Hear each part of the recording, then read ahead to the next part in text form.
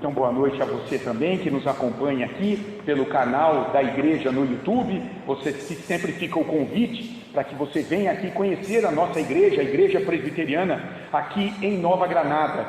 E aos irmãos também, nós já oramos. Estamos aqui hoje, pela graça de Deus, encerrando este livretinho, né? Que tomamos como base. Olha só, para mim parece que foi ontem, não é? Já acabamos, ó.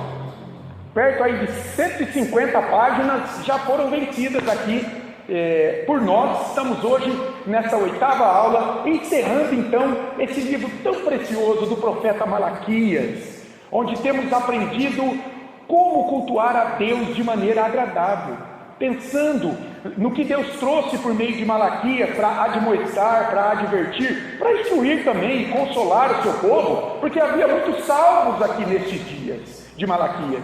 Nem todo mundo estava desconsiderando Deus, não é? Havia muita gente salva, sincera, que tinha vida com Deus aqui também, e que foi consolado, né? Teve confirmada a palavra de Deus em sua vida, quando ouviu o profeta ali ministrando a eles. Nós estamos então nessa 8ª aula. O culto segundo Deus é o tema geral desses estudos, a mensagem de Malaquias para a igreja de hoje. E olha, o título que o pastor Augusto deu aí, né, para a aula é: cultuar a Deus exige temor ao seu nome. Mas eu vou pedir licença ao reverendo Augusto, porque depois de estudar aqui esse texto, eu quero propor aqui um novo título, não é? Está aí, ó, entre parênteses. Sim, temor ao nome do Senhor aparece no texto 2, 3 vezes. Mas parece que o final desse livro, Malaquias aqui, Deus por meio de Malaquias, ele está chamando esse povo que estava desanimado demais para cultuar a Deus aqui nesses dias, estava incrédulo demais para cultuar a Deus aqui nesses dias, olhando para as circunstâncias terríveis que eles estavam vivendo, na opressão de inimigos, sem chuva, sem colheita, uma pobreza, um desânimo espiritual. Então Deus está terminando este livro, chamando-os para que eles tenham fé na promessa da volta de Cristo. É assim que termina esse livro. Como é que vocês vão enfrentar toda a agrura que vocês estão vivendo aí? Como é que vocês vão prestar um culto que seja agradável? Confiem no retorno do meu filho, que em breve virá, porque essa palavra foi dada cerca de 400 anos antes da vinda de Cristo. Foi a última vez que Deus falou. Depois disso aqui, Deus só volta a falar ao povo quando vem João Batista, pregando o batismo de arrependimento no deserto. Até lá, 400 anos de silêncio do Senhor. É o período intertestamentário entre o Antigo e o Novo Testamento. Como é que Deus termina isso aqui? Exortando o povo a caminhar pela fé na promessa da volta de Cristo. Que coisa maravilhosa. Eu achei mais apropriado, então, me perdoe, pastor Augustus, não é? É a minha interpretação do texto, tá bom? Então, cultuar a Deus exige fé na promessa da volta de Cristo. Vamos ver isso? Vamos ler o texto? Malaquias 3, versículo 13, até o capítulo 4, versículo 6. As vossas palavras foram duras para mim, diz o Senhor, mas vós dizeis: que temos falado contra ti? Vós dizeis: inútil é servir a Deus. Que nos aproveitou termos cuidado em guardar os seus preceitos, em andar de luto diante do Senhor dos Exércitos? Ora, pois, nós reputamos por felizes os soberbos. Também os que cometem impiedade prosperam. Sim, eles tentam ao Senhor e escapam. Então, os que temiam ao Senhor falavam uns aos outros. O Senhor atentava e ouvia. Havia um memorial escrito diante dele para os que temem ao Senhor e para os que se lembram do seu nome. Eles serão para mim particular tesouro. Naquele dia que prepararei, diz o Senhor dos Exércitos, poupa-los-ei como um homem poupa a seu filho que o serve. Então vereis outra vez a diferença entre o justo e o perverso, entre o que serve a Deus e o que não o serve. Pois eis que vem o dia e arde como fornalha. Todos os soberbos e todos os que cometem perversidade serão como restolho. O dia que vem os abradará, diz o Senhor dos Exércitos, de sorte que não lhes deixará nem raiz nem ramo. Mas para vós outros que temeis o meu nome, nascerá o sol da justiça, trazendo salvação nas suas asas. Saireis e saltareis como bezerros soltos da estrebaria, pisareis os perversos, porque se farão cinzas debaixo das plantas de vossos pés, naquele dia que prepararei, diz o Senhor dos Exércitos. Lembrai-vos da lei de Moisés, meu servo, a qual lhe prescrevi em Horebe para todo Israel, a saber, estatutos e juízos. Eis que eu vos enviarei o profeta Elias, antes que venha o grande e terrível dia do Senhor. Ele converterá o coração dos pais aos filhos, e o coração dos filhos a seus pais, para que eu não venha e fira a terra com maldição. A palavra de Deus na terra. Som, está muito alto? Tá bom o som? Meus amados, olha lá, a pergunta permanece no meio do povo, diante do que eles têm experimentado ao seu redor: vale a pena servir a Deus? Há diferença entre o ímpio e o justo, quem não serve e quem serve. Eles estão pensando, os maus se dão bem e os justos sofrem na terra. Eles estão olhando para o sofrimento, a circunstância que está apertando o povo de Deus, enquanto muitos ímpios estão prosperando ao redor. O povo de Deus, eles estão dizendo: nós, Senhor, nós guardamos os teus mandamentos, nós estamos de luto ou lamentando pela vida, mas nós continuamos sofrendo, Deus. Será que vale a pena continuar empenhado contigo? Quando é que isso vai acabar, Senhor? Cadê a justiça do Senhor? O povo está questionando tudo isso. E Deus, Ele já começou a falar da justiça que virá, também para o povo desobediente. Nós já vimos no capítulo 2, 17 até 3:5, que Deus em Cristo, Ele viria a habitar no meio do povo. E por meio de Cristo, agora então, Deus aceitaria o culto, aquelas ofertas que antes Deus não estava aceitando da mão do povo, animais impuros, aquele chora-chora todo, mas com uma vida ímpia. Por meio de Cristo agora, Deus se agradaria com o culto. O povo seria purificado dos seus pecados. Lembra o fogo do ourives? Lembra a potassa, o sabão dos lavadores? Tira a mancha do pecado do povo. E o ímpio? O juízo de Deus já começaria na vida do ímpio. Jesus viria, ele viria e pregaria o Evangelho, e o Evangelho por si só já condena o homem pela sua vida ímpia, iníqua diante de Deus. Aí agora, Deus volta a falar de justiça, meus irmãos, no final do livro. O texto que nós lemos aqui, Deus vai falar de uma justiça definitiva. De um lado, para o povo dele, e de outro lado, que também alcançará o ímpio. Ele vai mostrar que ele vai fazer diferença entre o povo dele e o ímpio. Quando? Nós vamos ver isso. Esse é o ponto aqui desse texto. Porque justamente, talvez, por não ver a mão de Deus levando esse povo a ter a prosperidade naquele momento, eles estavam duvidando do amor, da justiça de Deus. Não vale a pena servir esse Deus. Mas Deus vai responder a eles assim: quando é que Ele vai fazer, separação? E eu lembrei de Jesus, lembra? Queriam colher o joio no meio do trigo, lembra? E Jesus falou assim: deixa o joio crescer no meio do trigo, vai haver um momento, que eu vou arrancar esse joio. É um apontamento para o retorno de Cristo. O que Deus diz sobre o povo aqui novamente? Olha comigo aí, a primeira parte do versículo 13. As vossas palavras foram duras para mim, diz o Senhor. Dura aqui, irmão, é hostil, ofensiva. Vocês estão me aborrecendo. Lá no capítulo 2, versículo 17, ele falou que ele está enfadado. Eu estou aborrecido com vocês por conta dessas queixas. E qual é a queixa? Quais são as palavras duras? Vocês estão dizendo que eu sou injusto, que eu estou tratando o ímpio e o justo do mesmo jeito, então que eu não preciso ser servido por vocês. É isso. Vocês estão dizendo: quem faz o mal passa por dom, e quem busca obedecer a mim é punido por mim. Vocês estão me tratando como um Deus injusto, que inverte a justiça. E novamente, o problema da Teodiceia. Lembra que eu expliquei? Quando a gente viu esse texto de 2,17 a 3,5, a Teodiceia é aquele estudo que procura entender o mal. Da onde vem o mal? Quando é que o mal vai acabar? Quer dizer, o problema do mal vai ter solução? Quando é que se dará essa solução? É agora ou no futuro? Eles estão pensando nisso.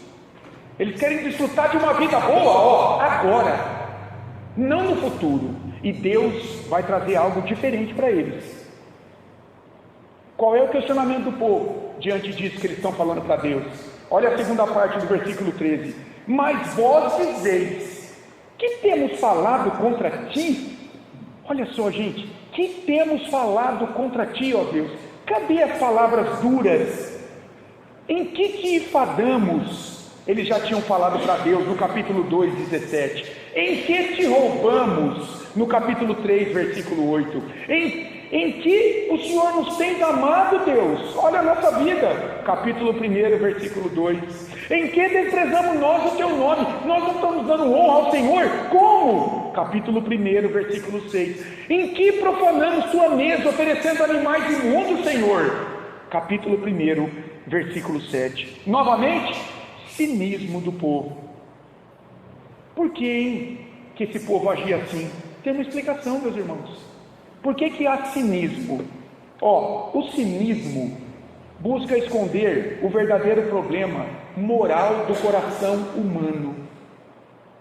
O cinismo faz isso, é uma cortina de fumaça para esconder a verdadeira razão pela qual o homem admoestado, chamado por Deus, diz: não, eu não quero me submeter ao Senhor, não quero conhecê-lo e servi-lo. Por que ele faz isso, hein? Fiquei pensando, preste atenção. Vocês acham que o povo não sabia que desobedecia flagrantemente a Deus com esse estilo de vida aqui? Eles conheciam a lei de Moisés. O ímpio não é acusado por sua consciência de ando mal. Todo mundo presta contas no travesseiro à noite. O ímpio também presta. Isso mostra que o problema do homem nunca foi intelectual. O problema do homem é moral, é espiritual. Entenderam isso? Veja, as pessoas de Israel nesses dias, elas não queriam mudar de vida. E daí elas tentavam justificar o seu pecado, acusando Deus de ser injusto, por exemplo, buscando uma resposta definitiva agora para o problema do mal, e mais, culpando Deus pelo mal vivido. O Senhor é culpado, quando na verdade eles estavam sofrendo a maldição da lei, por quebrarem os termos da aliança de Deus. Nós já vimos isso, Deuteronômio capítulo 28, a culpa era deles. As pessoas não agem da mesma forma hoje. Preste atenção, o que acontece hoje? Para não se submeterem a Deus, a sua palavra, elas o enfrentam com todo tipo de questionamento intelectual. Não é isso que faz um ateu? Isso para quê? Para camuflar a corrupção do seu coração, porque elas nunca foram sinceras em seus questionamentos a Deus. Essas pessoas, elas nunca se darão por satisfeitas em nada que Deus responder a elas. Por quê? Porque o problema delas não é aqui, elas entenderam aqui. O coração está caído, o coração rebelde diante de Deus, escravo do mal. Você já parou para pensar? Gente, eu fico impressionado. Vamos pensar na ressurreição de Lázaro. Vamos pensar nesse milagre. Estava ali, um monte de fariseu, um monte de judeu, para ver o que ia acontecer. Jesus ressuscitou aquele homem, morto, depois de 4 dias já, depois de 4 dias. Por que ele esperou 4 dias? Porque para se considerar alguém morto mesmo, precisava de pelo menos 4 dias.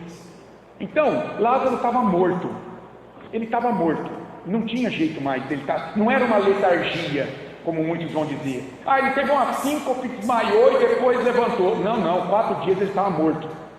Pois bem, Jesus ressuscitou aquele homem. E o que aqueles fariseus e aqueles judeus, diante da manifestação do poder do reino de Deus ali, muitos queriam fazer?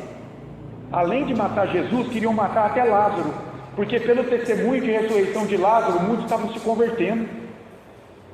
Você parou para pensar agora? Não era para todas aquelas pessoas, Lázaro saiu dali, não era para elas dobrarem o joelho imediatamente diante de Cristo?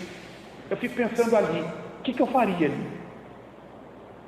Não era para essas pessoas se prostrarem diante de Deus encarnado ali. Só Deus pode dar vida a um morto. Mas não. Porque vamos matar, tem que dar um jeito de acabar com isso aí. Esse homem está famoso demais, ele é poderoso demais. Pessoas escravizadas que não querem se converter, a despeito de qualquer evidência intelectual. Então o que elas fazem? Questionam Deus, colocam Deus à prova.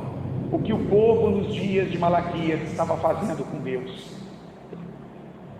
Elas não questionam a vida com Deus porque querem mudar de vida, se converterem a Deus. Elas não são sinceras, irmãos. Elas questionam para dar satisfação à sua consciência, que as acusa da sua vida ímpia, como que dizendo assim, bom, eu estou tentando entender Deus, eu estou tentando agradá-lo de alguma forma, eu estou buscando respostas, mas como eu não encontro, eu não quero encontrar. Então, quer saber de uma coisa? Eu vou continuar com a vida do mesmo jeito que eu estou levando, entendeu? É isso que está nas entrelinhas, na vida de muitas pessoas, que são chamadas pelo Evangelho, veem o poder de Deus mudando a vida de outras pessoas, mas não querem, não quero. O problema não é intelectual, elas sabem que igreja é bom, que Jesus morreu na cruz por um bom propósito, elas sabem que elas são erradas e precisam de perdão, mas elas não querem. Por quê? Coração caído, problema moral, espiritual, não de entendimento, senão o diabo se convertia, porque o diabo conhece muito bem a Escritura. Quando ele tenta Jesus, ele cita a Escritura, por exemplo, 3 vezes, está escrito, ele falou.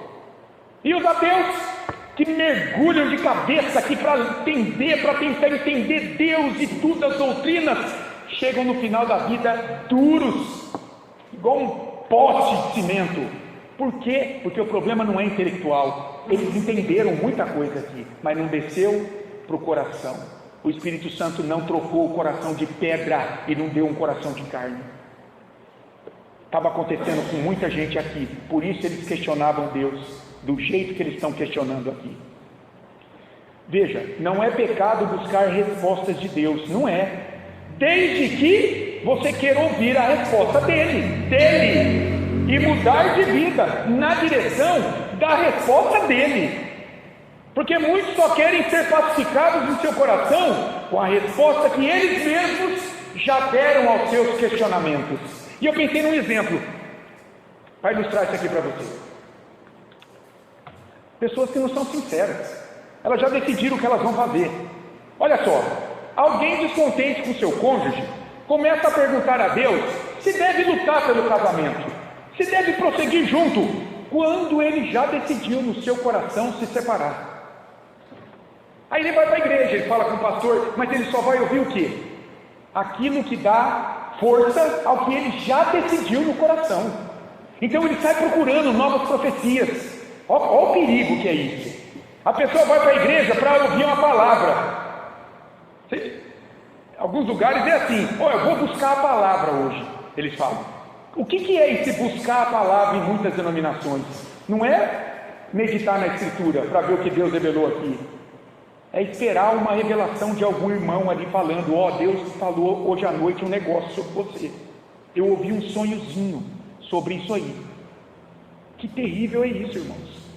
Pessoas que já decidiram, não quero nada com Deus, então começam a questioná-lo, para começar a acusá-lo. Não era isso que faziam com Jesus muitas vezes? A Bíblia diz, eles testavam Jesus, colocavam Jesus à prova, nunca foram sinceros para se converter. Eles queriam pegar Jesus de alguma forma para acusá-lo.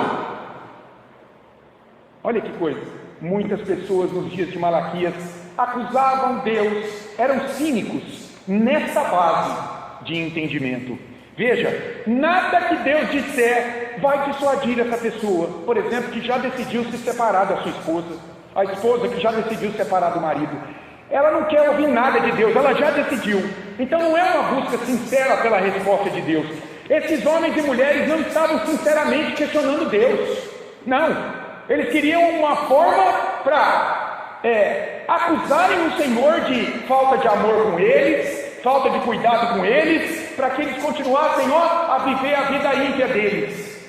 cultuando Deus do jeitinho que eles quisessem, oferecendo qualquer animal, por exemplo, roubando nos dízimos e ofertas, por exemplo, também. O povo estava assim nos dias de Malaquias, e muita gente hoje também, não é? E qual a resposta de Deus? Olha os versículos 14 e 15. Vós dizeis, inútil é servir a Deus, que nos aproveitou termos cuidado em guardar os seus preceitos e andar de luto diante do Senhor dos exércitos? Ora, pois, nós reputamos por felizes os soberbos, também os que cometem impiedade prosperam. Sim, eles tentam ao Senhor e escapam. Olha o que Deus está dizendo. Vocês estão dizendo aí que é inútil me servir. O povo já havia decidido no coração que não queria mais cultuar a Deus, servir a Deus. Eles não guardavam os mandamentos e nem demonstravam arrependimento, um lamento sincero. Você lembra? Se você olhar o capítulo 2, de 1 a 16, primeiro, eles estavam desviados da lei, porque os líderes não ensinavam mais a lei a eles. Como é que eles guardavam a lei? Em segundo lugar, homens adulteravam, mandavam embora suas mulheres, se casavam com pagãs, idólatras. Depois, além de terem relacionamento íntimo com elas, se contaminando cerimonialmente, levava elas ao culto, lá no templo, pagãos, prestando culto a Deus, desvio da lei, casamentos arruinados. Então, que história é essa do povo dizer assim, ó, nós estamos guardando os seus preceitos e estamos de luto, lamentando diante do Senhor? Não. Deus fala aqui, ó, no capítulo 1, que eles estavam chorando, suplicando o favor de Deus. No capítulo 2, versículo 13, cobrindo o altar do Senhor de lágrimas, choro e gemido, e Deus não está olhando para isso. Um culto fingido, um culto hipócrita, um culto cínico, prestado por pessoas que já decidiram não adorar a Deus em suas vidas. Deus se tornara injusto para esse povo. Os ímpios é que estavam sendo abençoados, no mínimo, por não estarem sendo punidos nesta vida. Preste atenção nisso, tá? Esse texto lida muito com isso, ó, o presente e o futuro, o que está acontecendo agora e o que acontecerá. O livro todo está lidando com isso, porque esse povo está desanimado ao olhar pela vida presente, as circunstâncias duras e difíceis. Daí eles estão questionando Deus.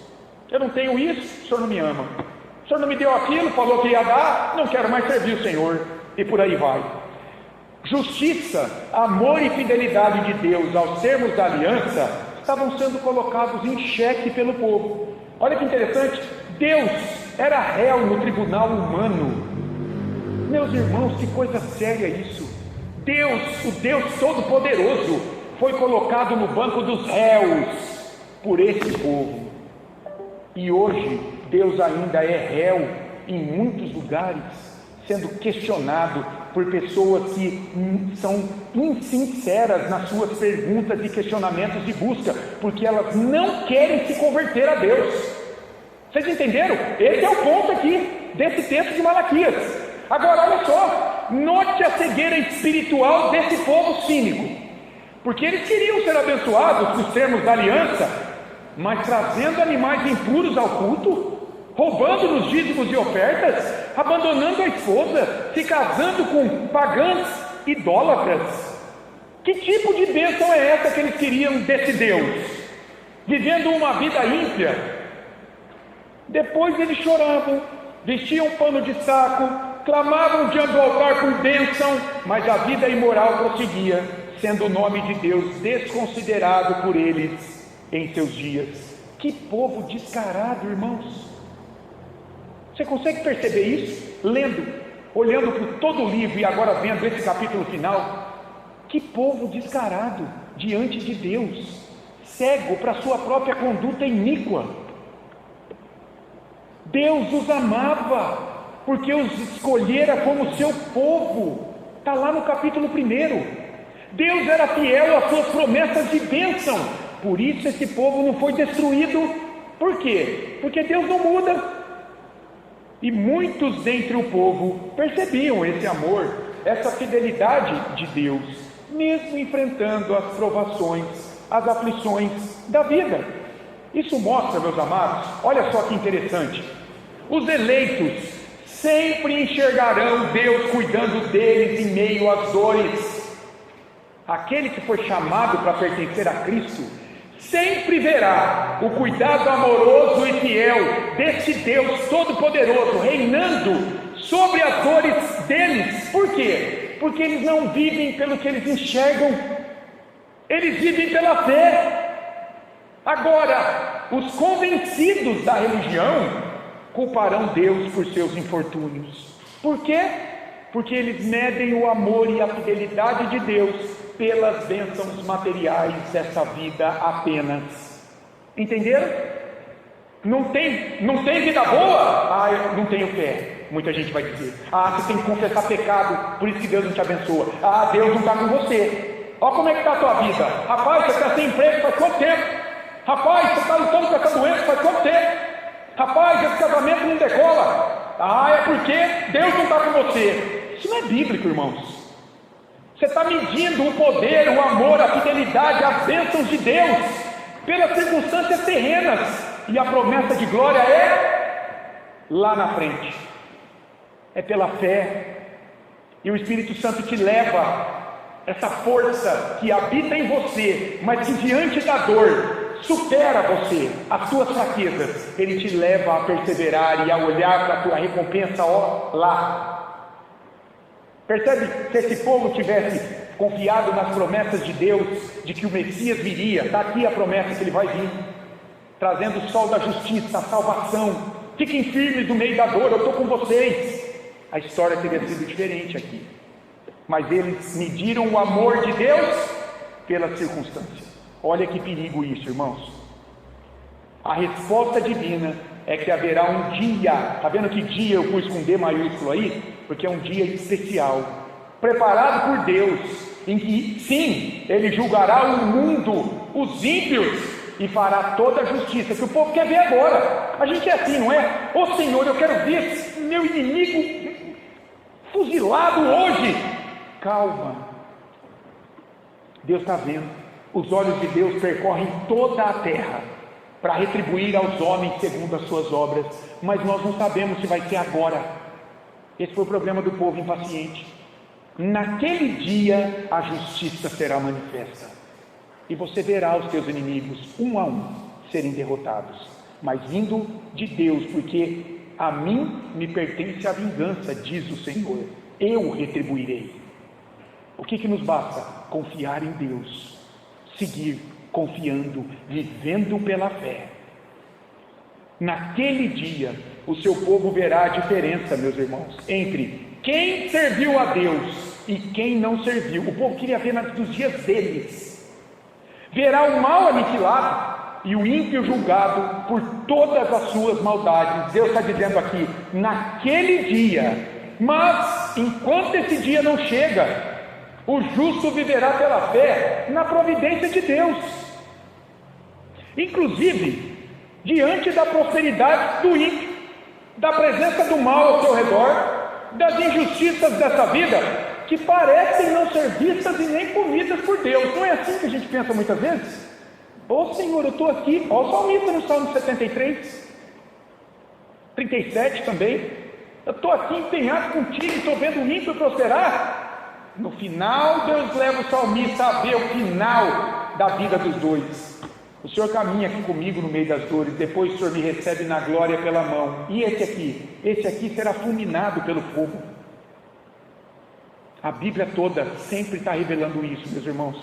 Depois a gente vai ver uma aplicação para a teologia da prosperidade e da confissão positiva. A resposta de Deus, aqui eu vou citar o que o pastor Augusto disse, tá? Abre aspas. E é isso que fazemos hoje. Nós servimos e cultuamos a Deus pela fé.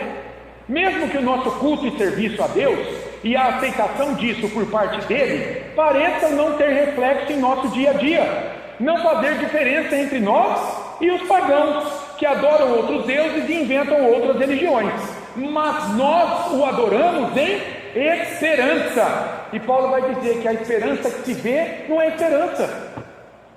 Vivemos em expectativa, olhando para aquele dia que Deus preparou, o dia em que o mundo verá que há uma diferença entre quem serve a Deus e quem não serve. Naquele dia, Deus poupará os que são dele. Fecha aspas. Olha os versículos de 16 a 18 comigo. Então, os que temiam ao Senhor falavam uns aos outros. O Senhor atentava e ouvia. Havia um memorial escrito diante dele para os que temem ao Senhor e para os que se lembram do seu nome. Eles serão para mim particular tesouro naquele dia, que prepararei, diz o Senhor dos Exércitos. Poupa-los-ei como um homem poupa seu filho que o serve. Então vereis outra vez a diferença entre o justo e o perverso, entre o que serve a Deus e o que não o serve.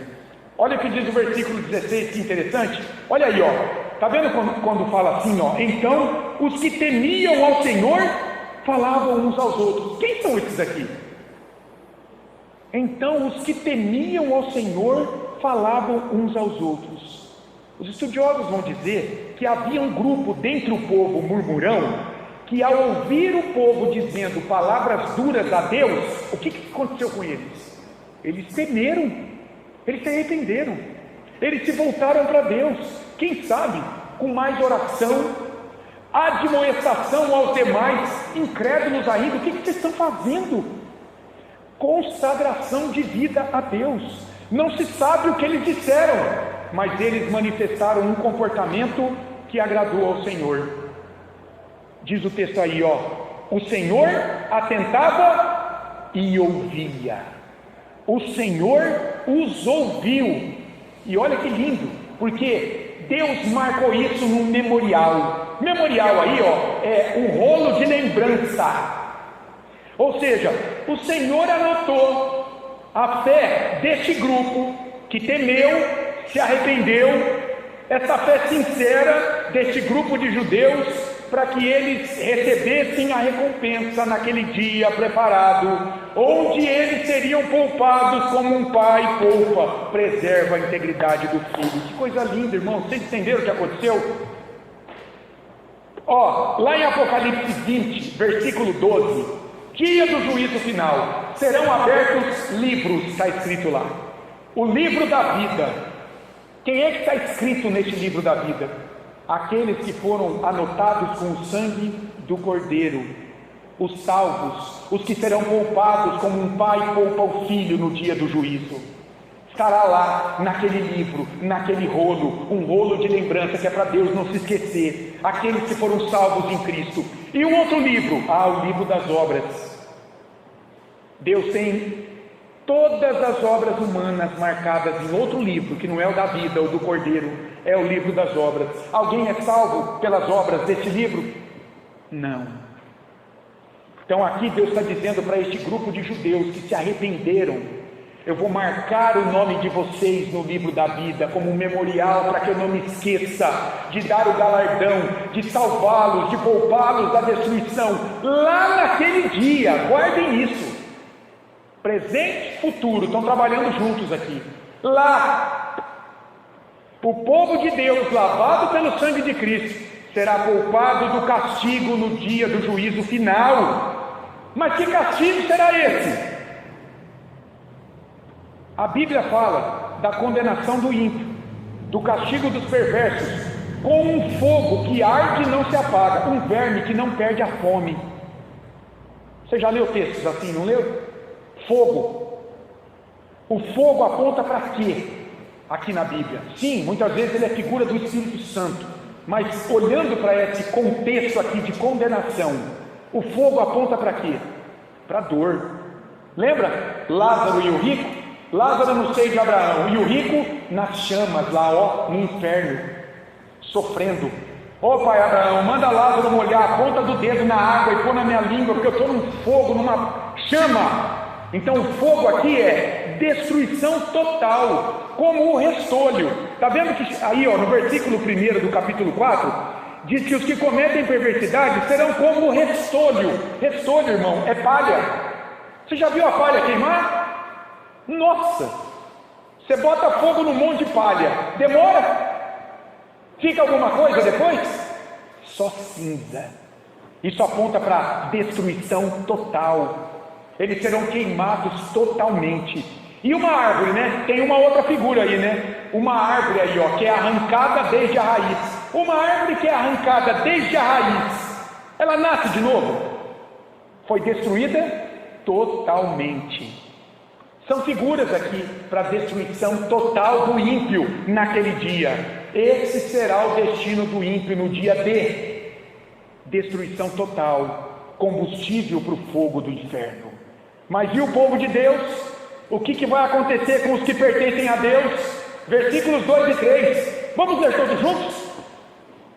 Vamos lá? Mas para vós outros que temeis o meu nome, nascerá o sol da justiça, trazendo salvação nas suas asas. Saireis e saltareis como bezerros soltos da estrebaria, pisareis os perversos, porque se farão cinzas debaixo das plantas de vossos pés, naquele dia que prepararei, diz o Senhor dos Exércitos.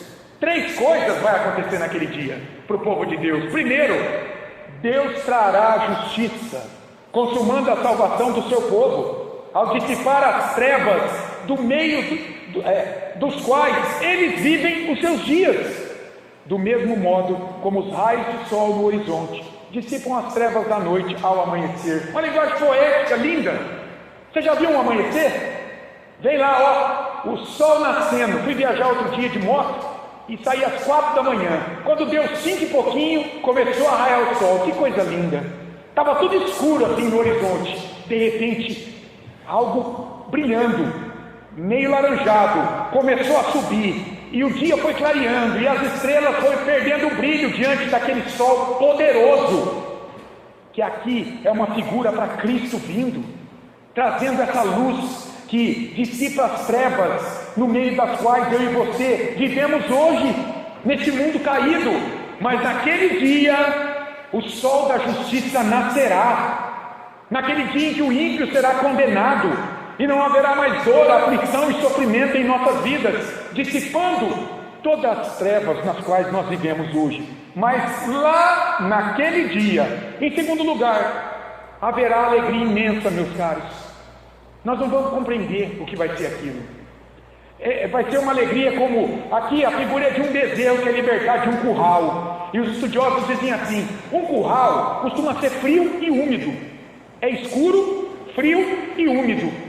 Você imagina quando ele é libertado para o pasto, debaixo do sol, iluminado, o calor agora o aquece, ele fica feliz demais, não é? Essa é uma figura para a alegria. Nós vamos saltar, nós vamos ser alegres ali com o Senhor naquele dia. E por fim, diz o versículo 3: pisareis os perversos, os ímpios. E Paulo fala algo misterioso lá em 1 Coríntios 6:2. Ele diz assim que os santos julgarão o mundo. Naquele dia, a igreja estará com Cristo para julgar o mundo. Satanás, os anjos caídos, os seus adoradores. Eu não sei como é que vai ser isso, mas a Bíblia diz que os santos julgarão o mundo. Nós estaremos lá, vendo todo aquele julgamento final. Que coisa estrondorosa!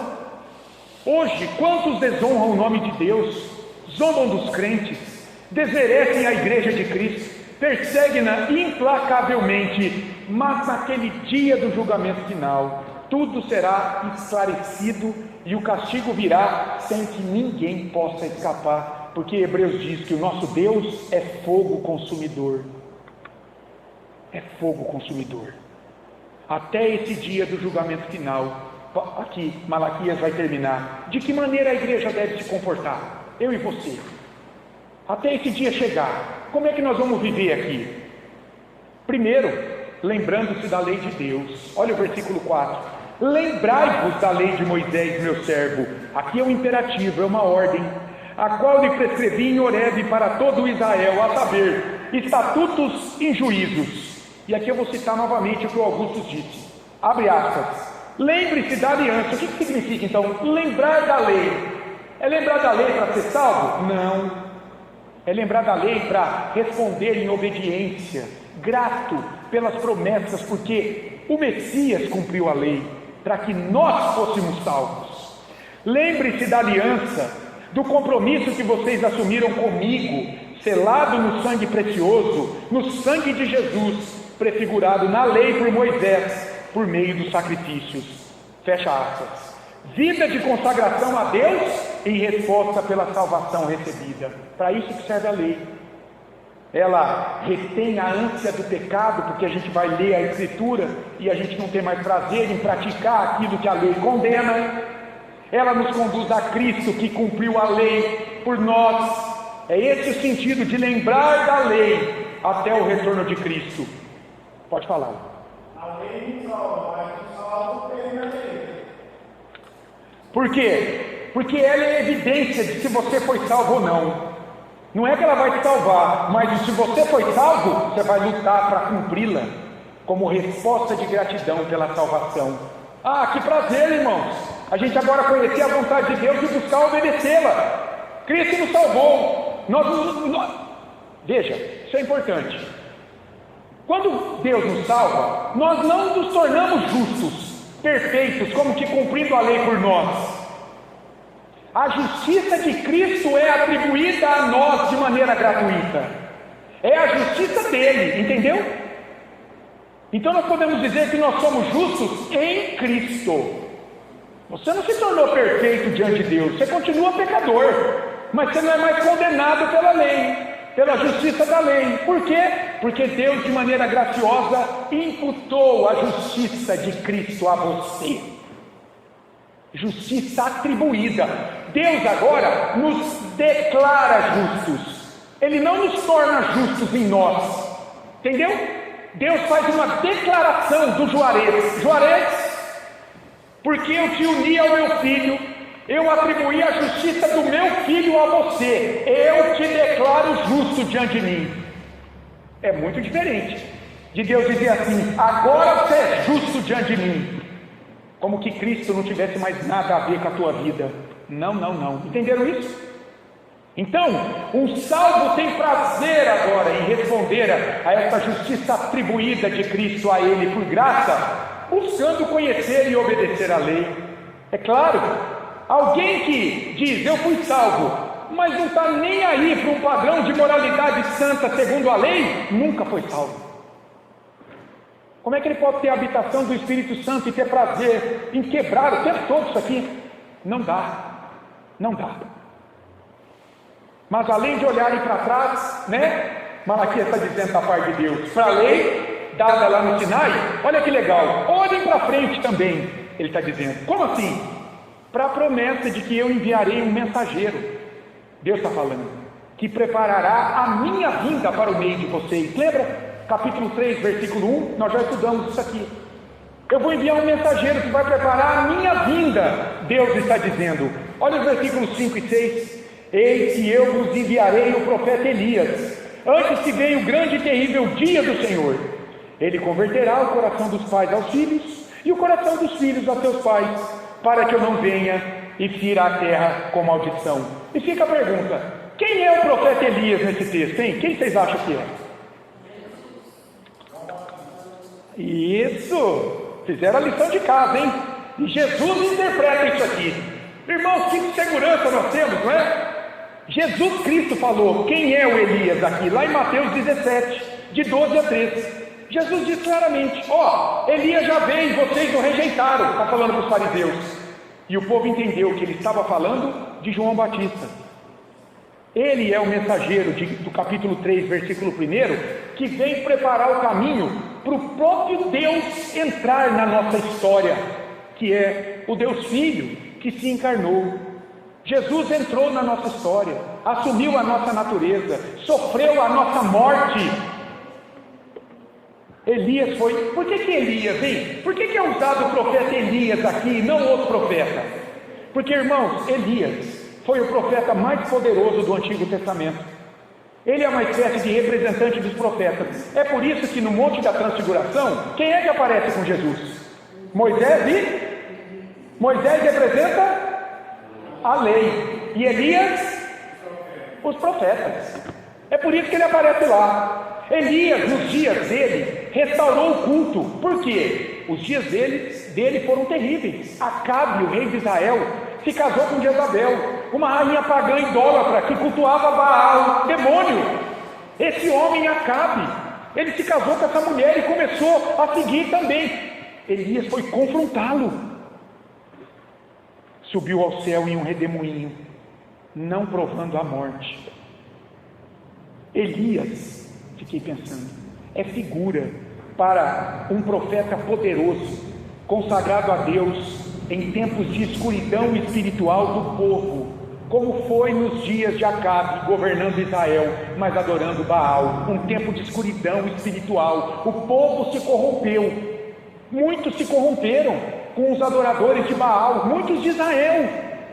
Então um tempo de negritude, de depravação, de fraqueza, de debilidade espiritual. Foi preciso um servo consagrado a Deus. Pois bem, e nos tempos de João Batista? Do mesmo modo, João Batista, por isso que ele é visto como Elias, ele é enviado em tempos de resfriamento espiritual da nação judaica, presa no seu legalismo, tradição de homem. Jesus vem condenar tudo aquilo lá, para trazer verdadeira conversão de corações, arrependimento, perdão, união do povo de Deus como uma família, não em torno de João Batista, mas apontando para aquele que viria em seguida a ele, porque ele só estava preparando o caminho para a vinda do Senhor. Entenderam isso? O contexto de Elias e o contexto de João Batista, vindo no mesmo poder espiritual de Elias nos seus dias. Não tem nada a ver com reencarnação, né? Os espíritas usam isso aqui para dizer, aí o João Batista reencarnou Elias. Tem nada a ver. Quem fala isso não estudou a Bíblia. Pode falar, meu irmão. Então, quando eu estou lendo os evangelhos. Sim. Ótimo, Juarez. Muito bem.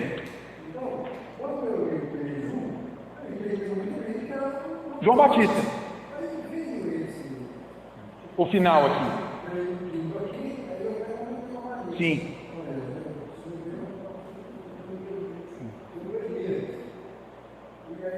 Pintou uma dúvida.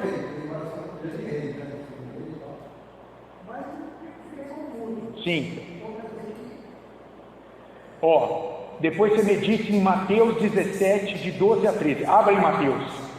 Mateus capítulo 17. Depois você medita nesse texto, porque é Jesus que vai falar que é o João Batista. Mateus 17, de 12 a 13. Olha o contexto inteiro da passagem.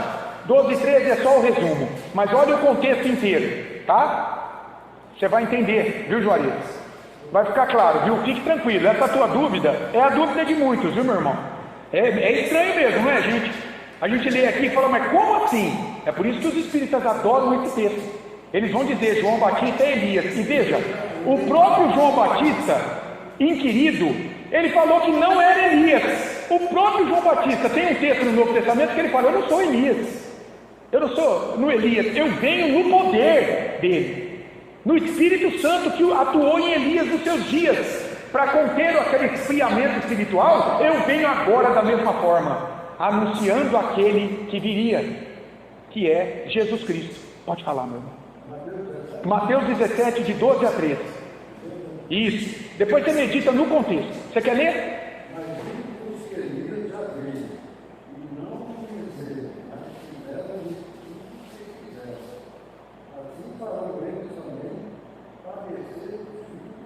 Sim. Então, entenderam os discípulos falaram. Entendeu? Entendeu? Jesus estava falando de quem? Ó, esse Elias já veio, fizeram com ele o que quiseram. Como é que morreu João Batista? Na mão de Herodes. Terrível, não é? E ele está dizendo o quê? Ele está comparando aí um paralelo entre o que fizeram com Elias, o que fizeram com João Batista e o que vão fazer com ele, o próprio Filho do Homem. Vai sofrer também. E aí entenderam, né, que Elias já veio e tal, e fizeram isso com ele. Aí o versículo diz, então entenderam que ele falava de João Batista. Entendeu? Aí você casa os textos. Tá vendo? Irmãos, o dia do Senhor, olha só, já começou com a vinda de Cristo, mas ainda não está completo até o seu retorno, né? Os teólogos chamam de parousia, a segunda vinda de Cristo, o dia do julgamento final. Isso aqui é muito legal na teologia bíblica. Quando Jesus vem, ele já inaugura uma nova era, a era dos últimos dias, os tempos finais. O dia do Senhor já chegou quando Jesus, Deus encarnado, pisa essa terra. Agora, não de modo pleno, porque hoje a gente não vê os inimigos prosperarem, o mal atuar em todo lado. Mas cadê, Senhor? Você vai fazer como o povo aqui também, questionar a justiça de Deus? Calma, alto lá. Não chegou de maneira plena ainda, mas já chegou. Veja, quando o Evangelho entra na tua vida, o que o poder de Deus faz com o teu coração? Ele não domina a maldade do teu coração? Ele não abre os teus olhos para a beleza de Deus? Para a riqueza das promessas gloriosas de Deus no futuro? Esses inimigos estão sendo dominados na tua vida. É por isso que você está aqui, meu caro. É por isso que você presta culto a Deus. É por isso que você ora a Deus. É por isso que você entrega o teu dízimo e oferta, consagrando a tua vida a Deus. Porque você reconhece a grandeza desse Deus. Ele está dominando pelo poder dele, pelo governo dele, inimigos na tua vida. Mas isso ainda não veio de modo pleno. Então o dia do Senhor já começou com a vinda de Cristo. Irmãos, a gente ficaria aqui um tempão falando sobre isso, é um tema que eu gosto. Lembra no contexto da blasfêmia contra o Espírito Santo? Jesus diz que ele entrou na casa do valente e ele fez o quê? Amarrou. O valente é o diabo que dominava as pessoas e as cegava. Quando Jesus vem a esse mundo, o Evangelho agora é pregado com poder. Isso faz com que os inimigos na vida das pessoas sejam limitados na sua atuação. Eles não morreram totalmente. Você não sofre? Eu sofro também. É porque eles não morreram totalmente, mas a ação do mal já está limitada. Jesus entrou na casa do valente, amarrou ele, saqueou seus bens. Ali era uma figura para a libertação daquele homem endemoniado. Satanás morava na vida, na casa daquele homem e mandava. Jesus veio e libertou, limpou aquela casa com o seu poder. Quer dizer, o dia do Senhor já começou. Manifestação do poder de Deus nas nossas vidas, mas isso vai ser pleno. É aquela tensão do já e do ainda não, que os teólogos adoram falar. Nós já fomos salvos, mas ainda sofremos. Jesus já veio, mas ainda vai voltar de maneira plena, e por aí vai. Isso é muito legal, isso na teologia bíblica. Tudo bem? Quanta coisa no final desse livro, irmãos. Conclusão: o Deus de ontem é o mesmo de hoje. Vocês concordam?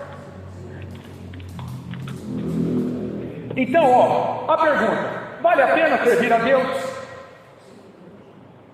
Por quê? A esperança, e a esperança não está no que a gente vê, não é? Quem vê alguma coisa, como espera? A esperança está no que a gente não vê. E a gente tem que correr atrás, melhor isso. Vale a pena servir a Deus? Vale a pena cultuá-lo em espírito e em verdade? Vale a pena confiar em suas promessas de bênçãos eternas, quando não as vemos, ainda não? Vale a pena, como cristão, prosseguir com Deus em tempos de dificuldade, onde o ímpio prospera ao redor, onde o mal avança cada dia mais? Você está vendo como é atual isso aqui para nós? Você tem que lidar com isso aqui o dia todo, ao teu redor. Vale a pena continuar servindo a Deus? Claro que sim, preste atenção, só que a recompensa não virá agora. Ponto-chave aqui de tudo isso aqui: o povo queria prosperidade agora, e prosperidade material. Senhor, cadê a chuva? Não tem colheita? Senhor, os inimigos estão dominando sobre nós. Prosperidade terrena, eles não entenderam. Que prosperidade é a que Deus tem? Nessa vida, crentes e ímpios sofrem, e muitas vezes crentes sofrem mais do que os ímpios. Você concorda ou não?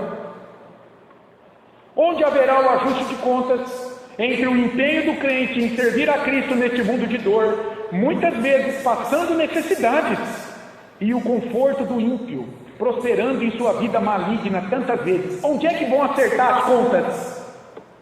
O ajuste acontecerá no dia do juízo. Meus irmãos, quem entende isso aqui não é destruído nessa vida por nada. Não importa o que venha à tua porta, o Espírito Santo vai te levantar. Você chora, mas você é consolado. Você tropeça, mas Deus te levanta. É por isso que nós cremos: uma vez salvo, salvo para sempre. A pessoa que diz que é salva e diante de uma aflição chuta tudo, nega tudo, volta para o mundo, não está nem aí, nunca foi salvo. Nunca foi salvo. Ele estava convencido que era salvo. Vai chegar o dia. Nunca. É porque quem corre atrás do dinheiro dele nunca se farta, né? Feliz. Nesse dia final, Deus poupará o justo e condenará o ímpio ao tormento eterno. Nesse dia final, Deus revelará o seu amor a seus filhos adotados pela fé em Cristo e castigará severamente os ímpios por desprezarem seu Filho amado. Nesse dia final, a salvação e a justiça serão alegremente recebidas pelos justos, que se alegrarão. O que será terror e aniquilação para os ímpios, que sofrerão pena de eterno castigo, lançados no lago de fogo e enxofre para sempre. Preste atenção, meu amado, que esse texto falou para mim e para você nesses estudos. Que coisa maravilhosa. Deus não se esquecerá do seu nome, querido irmão. Meu Deus, que coisa maravilhosa. Não importa a dor que você enfrente, não importa o que você tenha que passar aqui, se você está na mão de Cristo, é filho de Deus, teu nome está lá naquele livro da vida. É um memorial escrito diante de Deus. Guarde isso no teu coração. A maior, esse povo não entendeu isso. Ele foi gravado no livro da vida com o sangue de Cristo, e você será poupado da destruição naquele dia. Aguente firme sua vida, meu irmão, de sofrimento, porque a vitória é certa em Cristo naquele dia. Não meçam o amor de Deus, o valor que você tem para Deus, pelas dificuldades enfrentadas na tua vida, porque o teu galardão será no dia final. Guarda isso, meu irmão. Guarda isso. O Espírito consola, o fortalece e o livra de muitas dores. Aqui mesmo, é verdade. Mas sempre haverá desafios até o dia final. Esse mundo é caído, é disfuncional. Nada satisfaz aqui, como disse o Juarez. Nada satisfaz o homem por aqui. Há um buraco na alma do homem que o pecado trouxe. Só o Espírito Santo pode preencher esse vazio. Ah, quando o Espírito entra, meu caro, você está de chinelo furado e dando glória a Deus. É um milagre, é algo sobrenatural. Aí entra, né?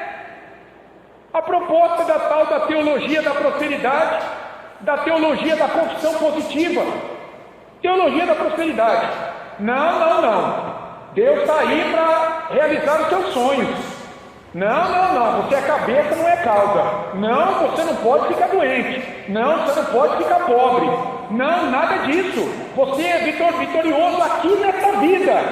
É isso aqui que Deus está falando ao povo nos dias de Malaquias?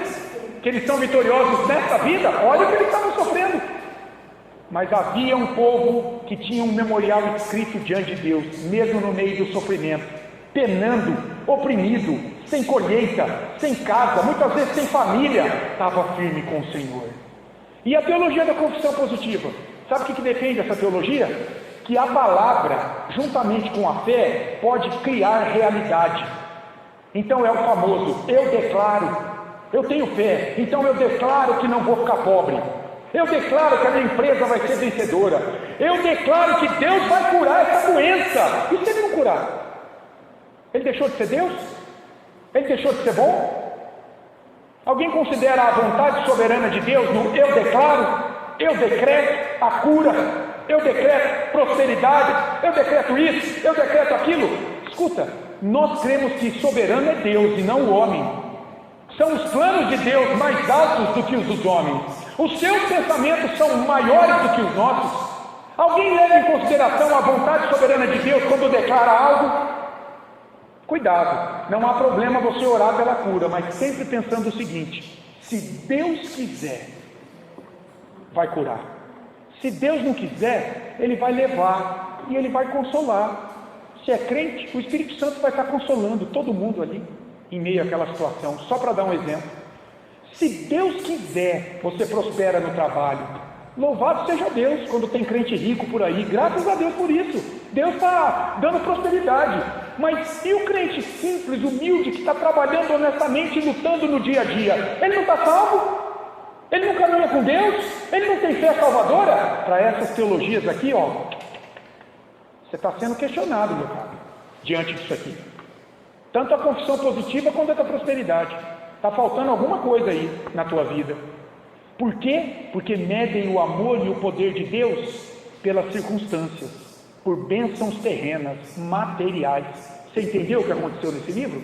Deus está vindo para falar para o povo: vocês estão totalmente equivocados. Eu amo vocês, eu elegi vocês de todas as nações. Eu enviei meu filho para morrer por vocês. Há uma promessa de glória naquele dia que eu prepararei, onde eu vou poupar vocês e vou condenar o ímpio. Abram os olhos para o tipo de bênção que eu estou dando para vocês. Livres de todo mal e sofrimento, meu caro, só naquele dia final. Guardem isso deste livro de Malaquias. Só naquele dia final. Enquanto caminhamos aqui, é um leão atrás do outro que a gente vai enfrentar. A partir do nosso próprio coração, sempre consolados pelo Espírito Santo e a promessa de vitória, vitória no final. Amém, meus irmãos? Não foi maravilhoso estudar esse livro? Que coisa preciosa, como isso nos fortalece diante dos embates dessa vida, para que a gente não desanime, para que a gente não abandone tudo. Se você é filho de Deus, você vai perseverar na fé. Ah, o princípio, né? Opa! Qual é o princípio de culto com base nessa verdade escatológica, hein? Lembra, a gente tirou um princípio de culto aqui. Malaquias está preocupado com o culto a Deus. Qual é o princípio que a gente tira para o culto? Como é que é? Temor a Deus. Você pegou o título lá do Nicodemo, né? E o que eu dei, hein? E o título que eu dei? Falou alguma coisa a você? Fé no quê? Na promessa vindoura. Na promessa vindoura. É por isso que eu pensei nesse título. Porque, irmãos, o que esse texto falou aqui para mim, pelo menos? Cultuar a Deus exige fé na certeza de coisas que se esperam, na convicção de fatos que se não veem. Lembra Hebreus 11:1? É a definição de fé. Cristo voltará e recompensará a sua igreja, eu e você, pelo testemunho ao mundo que a ignorou. É lá, o nosso galardão é lá. Aqui nós somos chamados para ser testemunhas. Atos 1:8. Mas recebereis poder ao descer sobre vós o Espírito Santo, e sereis minhas testemunhas. A palavra ali é mártire, alguém que morre por aquilo que acredita, tanto em Jerusalém, quanto na Judéia, Samaria e até os confins da terra. Atos 1:8.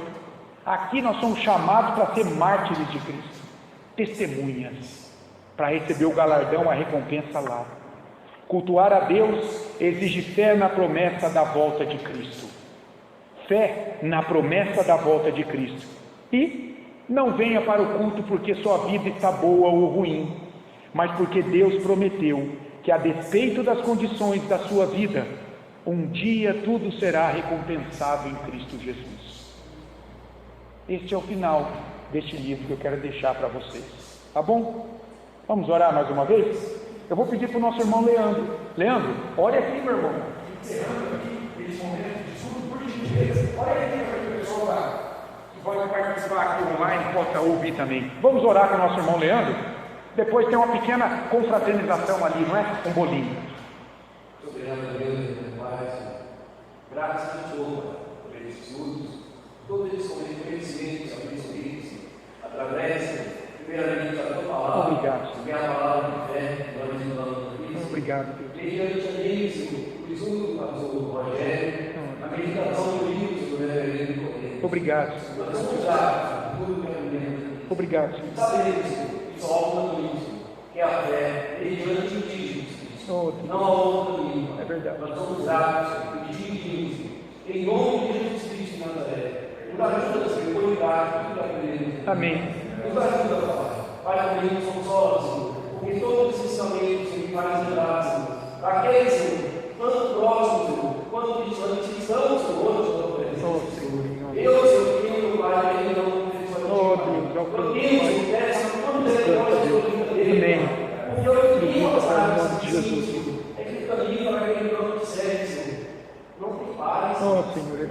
Então eu te peço, em nome do Espírito Senhor, Alcança eles que estão perdidos nesse mundo, em nome de Jesus. E eles que estão perdidos, que possam usar eles também. Amém. Faz com que você testemunhe nessa terra, enquanto eles testemunham essas pessoas, Amém. eles possam se arrepender. Amém. E venham habituar a ti, Pai. Oh, Deus, por meio de Pai. Cristo, em nome de Então eu Jesus. te peço, meu Deus, que muitas outras pessoas possam ser alcançadas. Amém. Usa-nos, Senhor, Em a nome glória de de Deus, Jesus. em nome de Jesus. Eu te agradeço pela vida de cada um presente. Obrigado. Pela família de cada um representado aqui nesse momento. Obrigado, Deus. Em nome de Em seu Jesus. nome. Nós somos gratos. Obrigado. Continua o Espírito Santo. Abriu nossos olhos para a verdade. Amém. Nada mais para a verdade. Em Em nome de Jesus. Amém. Amém. Amém. Deus os abençoe.